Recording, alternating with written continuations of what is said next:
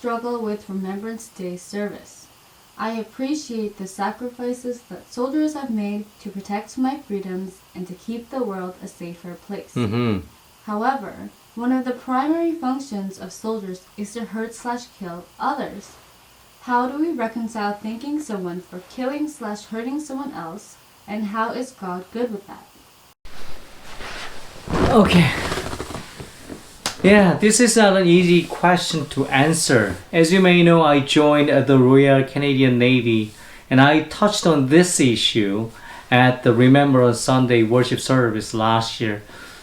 Trust me, the argument which is raised will be constructively updated, modified, and reinterpreted every year.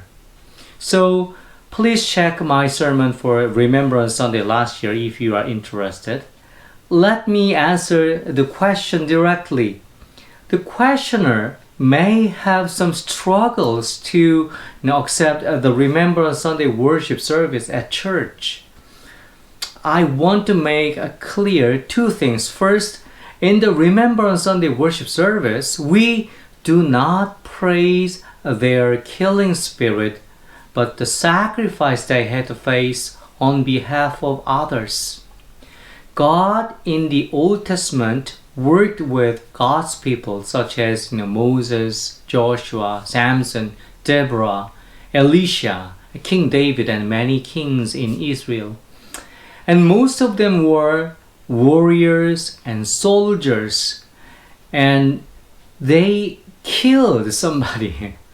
So we cannot evaluate whether they killed someone or not. Instead, we emphasize, how God worked through the person to achieve God's vision.